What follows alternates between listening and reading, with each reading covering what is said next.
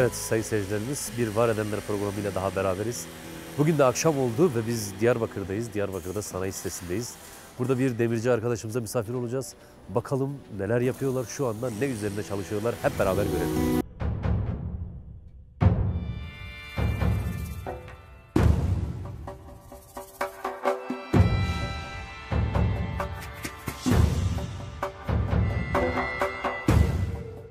Nasılsınız, iyi misiniz? Teşekkür ediyorum abi. Teşekkür ederiz, sağ olun. Merhabalar abi. Merhabalar. Ya biz öyle gördük de neyle uğraştığınızı ve ne üretmeye çalıştığınızı öğrenmeye geldik acaba. Buyurun Müsait başlayalım misiniz şu anda? abi. Eyvallah abi. Tamam, çok memnun oldum. İsminizi alabilir miyim? Yusuf. Yusuf. Yusuf Ustam, şu anda ne yapıyorsunuz burada? CNC toparlaması yapıyoruz abi. CNC toparlaması dediğimiz şey nedir tam olarak? Kapı oluyor, pencereler oluyor, ferfojeli işler oluyor. CNC kesim dediğimiz parçaları birbirine birleştirip meydana kapı, pencere veya herhangi bir mobilya tarzında şeyler çıkarıyoruz. Çok güzel. Peki şu anda yaptığınız şey ne? Yani kapı mı, pencere mi, nasıl bir şey? Şu kapı, villa kapısı abi. Villa bahçesinin kapısı. Evet, evet. Giriş kapısı.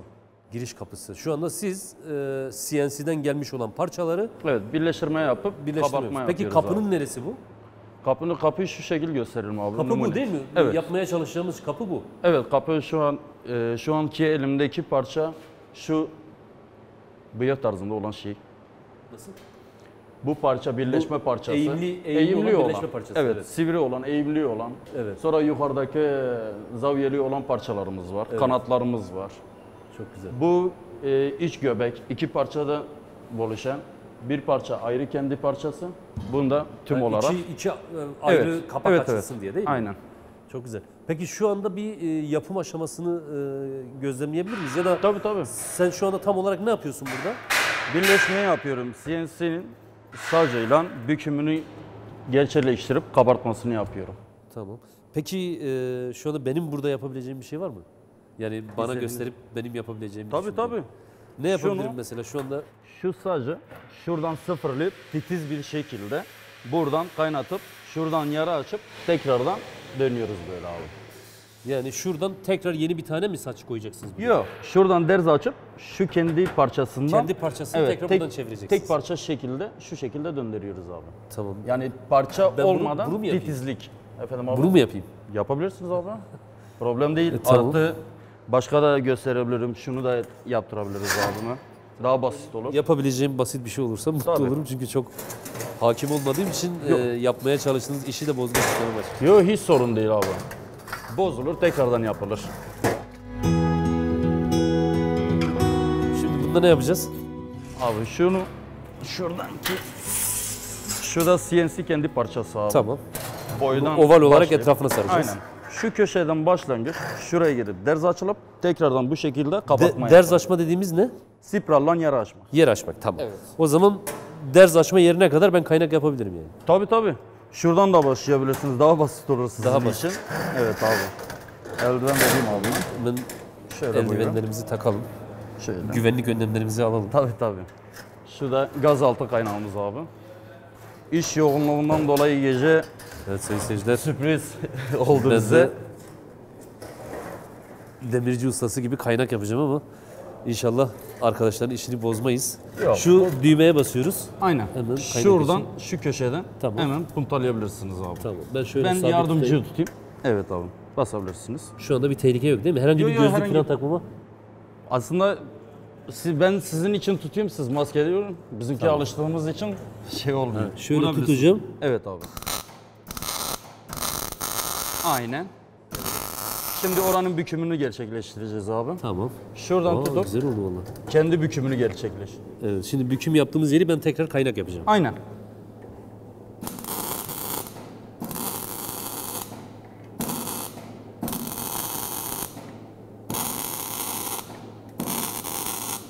Yeterli mi? Biraz daha geleyim. Yeterli. Tutmadı. Biraz daha kötü. Çok kısa aralıklarla mı olsun, daha uzun aralıklarla mı? Aslında puntalı gidiyoruz abi. Ondan sonra işimizin... Yani şu anda yaptığım doğru mu? Ya da burası tam tutmadı, burayı bir daha tutmadı yapayım. abi. Biraz daha beklemek lazım değil mi? Çapraz tutmamız lazım abi. Aynen. Aynen şu şekil abi. Şimdi daha iyi tut herhalde. Aynen. Şu şekilde bükümlü tarzından şu şekilde gelip şuradan derzini Baştan açıp sona kadar tekrardan döndürüyoruz abi. şeyimizi yapıyoruz. Kaynağımızı yapıyoruz. Aynen abi. Peki valla aslında zor gibi görünüyor ama o kadar zor bir şey değil.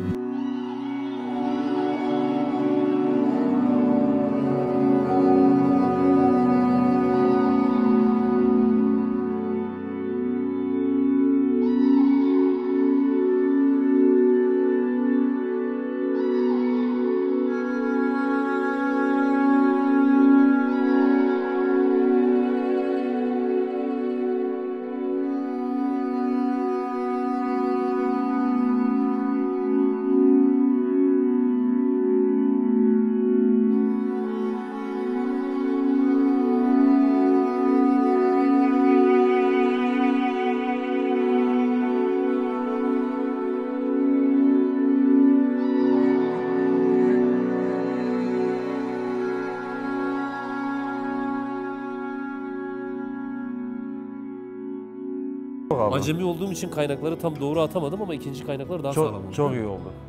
Peki Ellerinize sağlık. sağ olasın. Yusuf Ustam değil mi? Yusuf dedim. Evet abi.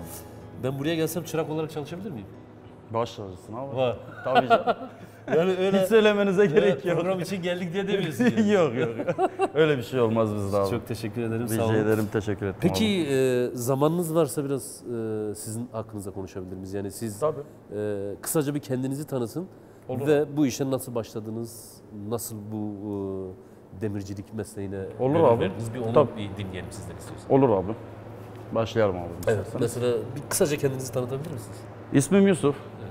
16 yaşından beri baba mesleğinden devam ediyorum. Ferforjeli kapı olsun, herhangi bir çatı, ne bileyim mobilya tarzında sehpalar, sandalyeler tarzında büküm makinelerimiz var. Gazaltı 2 tane kaynak makinemiz var, testeremiz var. Bütün elimizdeki mevcutları kullanıyoruz. Baba mesleğinden geldiğimiz için bu işe titizlikle, ferforjeli işlere titizlikle başlayarak bu seviyeye geldik. Peki yani bunun eğitimini falan mı aldınız yoksa direkt usta çırak ilişkisiyle mi? Tabii çıraklıktan kalfaya, kalfadan da direkt ustalığa yönele gidiliyor. Ve usta olarak bu işi profesyonel olarak yürütüyorsunuz. Çok şükür. Memnunsunuz işinizden diye. Çok memnunum. Bilgisayarın başında olsam sıkılırdım. Öyle mi? Tabii. Tabii şimdi gerçekten mesela sayın seyircilerimiz de biliyorlardır. Biz birçok program yapıyoruz. Evet abi. Gerçekten bir işe gönül vermeden çalışmak, bir işi istemeden yapmak insanları gerçekten rahatsız ediyor. Ve bir yerden sonra başka bir meslek arayışı ya da başka bir iş yapma durumu gelişiyor.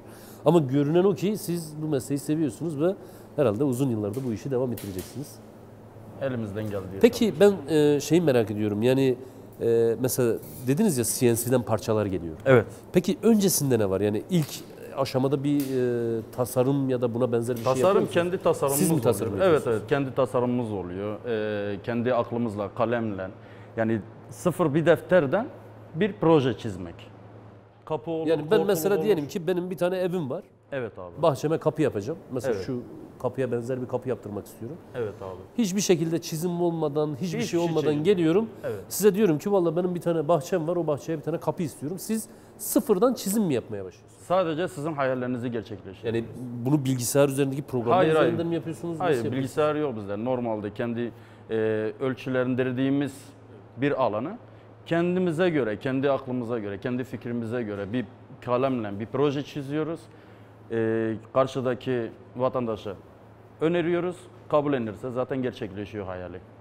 Çok güzelmiş ya. Gerçekten yani bu kapıya baktığımız zaman bunun yani böyle tasarım olarak bir sanatçının elinden çıktığını düşünebiliriz aslında. Yani hem böyle estetik kıvrımlar, görüntü olarak estetik oluşu. Evet.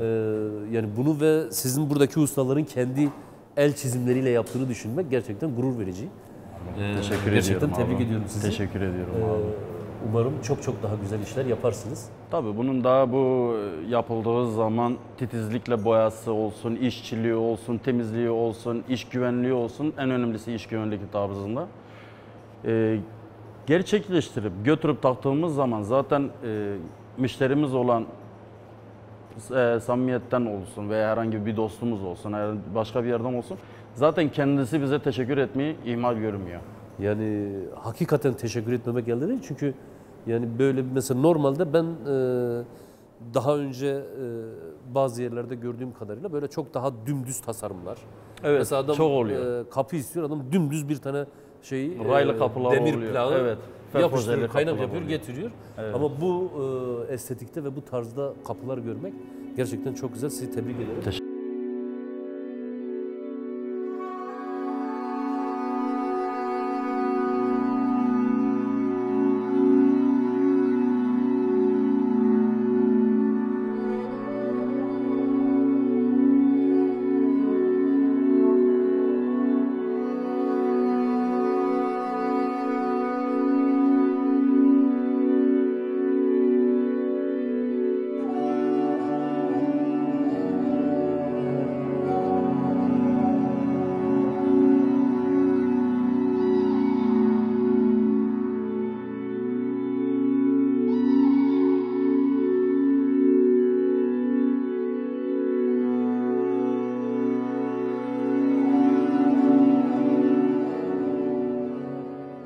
Yani bu kapı buradan Antep'e gidiyor. Evet. Oradan Sonra boyaya bandırılıyor. Evet. Ondan 12 sonra tane tekrar geri kapımız geliyoruz. var. 12 tane kapımız var. Numune tarzında şunu yaptık. Villaların kapısı olduğu için gerçekleşti, onaylandı. Bizim CNC parçalarımız geldi. Şuradaki parça olsun, buradaki kapı dibi olsun. Kabartma olsun. Şuradaki babalar olsun, dikeyler. Şurada zaten numunesi oradan köşeden belli oluyor. Bunları gerçekleştirip Antep'e gönderiliyor. Orada da boya bandırma var. Arabaları boya bandırma tarzında boya bandırma girip çıkıyor. Evet, çok güzel. Biz girdiğimiz zaman bu bir ustanın çalıştığı bir uzun bir demir var. O Evet, nedir o? ferfoje abi, korkuluk. O da korkuluk değil Evet, mi? Yani villa korkuluğu. bunun etrafına gelecek olan korkuluk. Aynen, etrafını saracak. Etrafını saracak olan Villanın etrafını saracak korkuluklarımız abi. Tamam, o zaman seyircilerimizin de daha iyi anlayabilmesi için. İlk etapta, tamam mı? İlk etapta müşteri geliyor. Evet abi. Size diyor ki bana bir tane kapı lazım ama güzel bir kapı olsun diyor. Evet. Siz kalemle, tamamıyla kendi el becerinizle Evet abi. çizimlerini yapıyorsunuz. Evet abi. Sonra yapmış olduğunuz bu çizimleri tabii tek tek ölçeklendiriyorsunuz. Tabii. CNC'ye gönderiyorsunuz değil mi? Evet. CNC dediğimizde bu sacları belli ölçülere göre kesen Evet.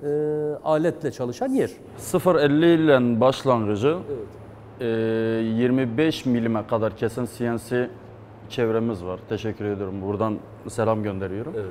Kendi çizimlerimizi kendi yerlerimizde gerçekleştirdikten sonra onlara gönderiyoruz. Onlar da bilgisayar üzerinden milim tarzında. Hepsini tarıyorlar Evet. CNC makinesinde. Aynen. Vermiş olduğunuz çizimleri tamamıyla İstediğimiz bu ölçüde şekilde ve istediğimiz tise fiziksel çıkarıyor. parçalar haline getiriyorlar. Aynen. Bu şekilde fiziksel parçalar haline getiriyorlar. Evet abi. Ondan sonra bunlar tekrar buraya geliyor. Evet, tekrar buraya gelip Bunlar- de birleşmeye geliyor. Buraya abi. geldikten sonra siz buradaki ustalar Evet. bütün bu parçaları aynı bir Lego birleştirir gibi. değil Aynen mi? abi. Doğru. Hepsini tek tek kaynak makinesiyle beraber birleştiriyorsunuz. Tabii. Birleştirdikten sonra karşımıza şu Manzara çıkıyor. manzara abi. çıkıyor. Bu güzel kapı çıkıyor. Sonra bu kapı belli aşamalardan daha geçiyor. Boyama aşamasından geçiyor. Boyama aşamasından Boyama aşamasından geçiyor. sonra bir aşama var mı? Böyle Boya aşamasından geçtikten sonra da montaj aşamasına gidiyor. montaj aşamasında Evet, tek tek villanın montajlıyorsunuz. kendisine ait olan bir Gidiyorsunuz montaj alanı. alanınıza gidiyorsunuz. O Evet. montaj da size ait. Evet, o da Orada bize ait. gidiyorsunuz montajınızı yapıp Evet. anahtarı da ev sahibine teslim ediyorsunuz. Hayırlı olsun. diye Hayırlı çıkıyoruz olsun. o zaman. Allah mesut bahtiyar etsin. Evet Çıkıyor abi. sizi. Aynen abi. Valla çok güzel bir şey. Gerçekten çok güzelmiş. Ben çok mutlu oldum. Çok memnun oldum. Teşekkür ediyorum abi. Sizin Sizin- gelmeniz bizi mutlu etti. Çok teşekkürler. Sağ olun. Valla ben çok mutlu oldum. Eyvallah. Şimdi bütün bunların üzerine söylemek istediğiniz bir şey var mı? Ya da kendi mesleğinize dair olabilir. Belki izleyicilerimiz izliyorlardır.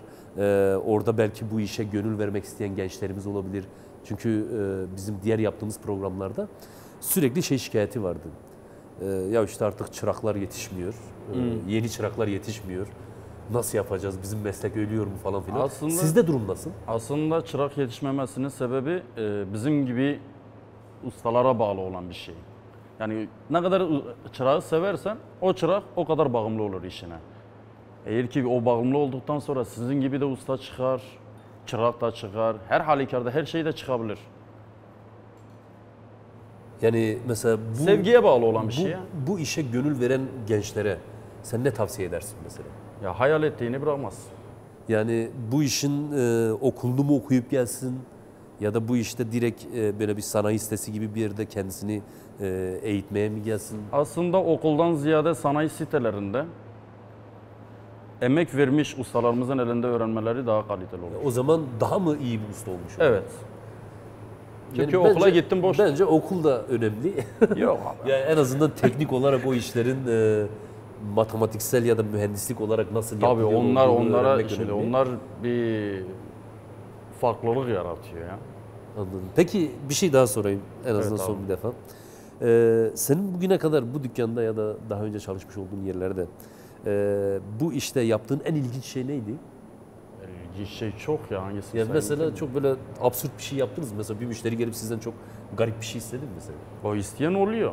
Ne Hayallerini istedi? gerçekleştiren Mesela, oluyor da. aklında böyle hayalinde kalmış bile ya bir tane müşteri vardı. Bizden böyle bir şey istemişti yaptık dediğin var mı? Ya aslında isteyen oluyor da bizim elimizden gelemediği için. Çünkü çok aşırı derecede işçilik ve şey isteyen oluyordu. Ama aklına gelmiyor mu Ama- şu anda ne istendiği? Yok.